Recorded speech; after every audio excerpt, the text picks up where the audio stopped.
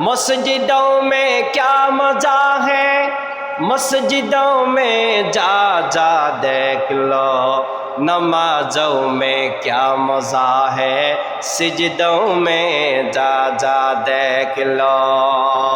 রসমালাই না খেয়ে কখনো রসমালাই স্বাদ অনুভব করা যায় না, ইলিশ মাছ না খেয়ে কখনো ইলিশ মাছের স্বাদ অনুভব করা যায় না, জিলাপি না খেয়ে কখনো জিলাপির স্বাদ অনুভব করা যায় না, মিষ্টি না খেয়ে বান্দা যেমন মিষ্টির স্বাদ অনুভব করা যায় না, মসজিদের মধ্যে আসলে কত মজা, ওই বান্দা সেই মজাটা চায়ের দোকানে বসে অনুভব করা যায় না।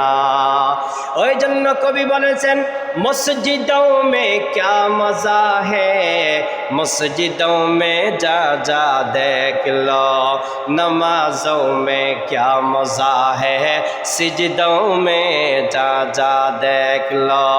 नमाजेर मध्य की मजा, बंदा नमाजेर मध्य दाड़िए की मजा पाए, बंदा नमाजेर मध्य दाड़िए की शाटा पाए, बंदा रुखेर मध्य गिए दाड़िए बंदा रुखेर मध्य गिए की मजाटा पाए, बंदा সিজদার মধ্যে গিয়ে সিজদার মধ্যে সুবহান রাব্বিয়াল আলা পড়ে বান্দা কি মজাটা পায়, সেটা একমাত্র নামাজি ব্যক্তিরা ছাড়া আর কেউ জানবে না।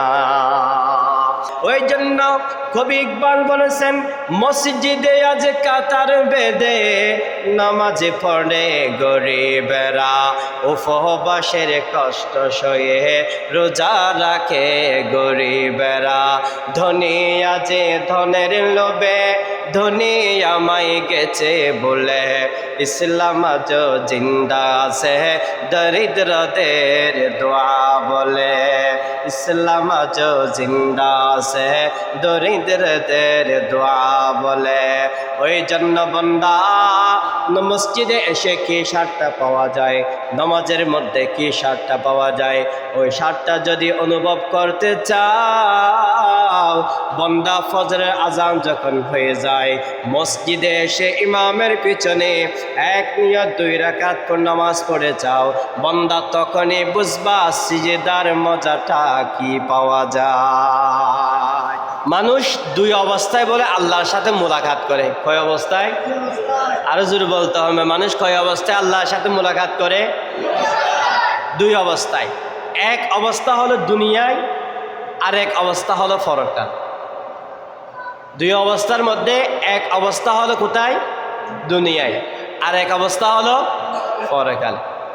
পরকালের অবস্থানটা হলো মানুষ যখন মৃত্যুবরণ করে, মৃত্যুবরণ করার পর মানুষ যখন কিয়ামতের ময়দানে উঠবে, তখন মানুষ আল্লাহর সাথে সাক্ষাৎ হবে।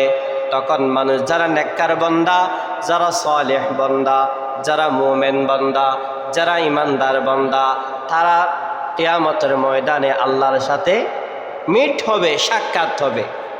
এটা হলো উখরবী জগতের। আর মানুষ দুনিয়ার মধ্যে কোন টাইমের মধ্যে আল্লাহর সাথে সাক্ষাৎ করে? রাসূলুল্লাহ সাল্লাল্লাহু আলাইহি ওয়াসাল্লাম হাদিসে নববীর মধ্যে স্পষ্ট ঘোষণা করে দিয়েছেন, বান্দা যখন নামাজের মধ্যে দাঁড়ায়, রুকু করে সিজদা করে, যখন বান্দা সিজদার মধ্যে সুবহান রাব্বিয়াল আলা পড়ে, আল্লাহর কাছে বলে এমন ভালো লাগে, ঠিক ওই টাইমের মধ্যেও বান্দা আল্লাহর সাথে সাক্ষাৎ করে। সুবহানাল্লাহ।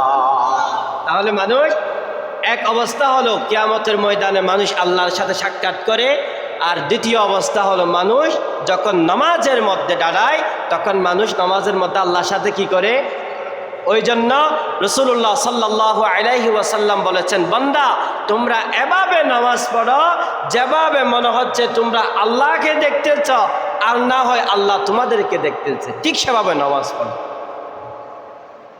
এখন তো এরকম একটা গুরুত্বপূর্ণ নামাজের আমরা ধারে কাছে নেই, সপ্তাহে একবার আসি, মন চাইলেও আসি, জুমার দিন শুক্রবার মুসল্লি হিসাবে আসি, ঈদের দিনের মুসল্লি হিসাবে আসি, আর মসজিদের ধারে কাছে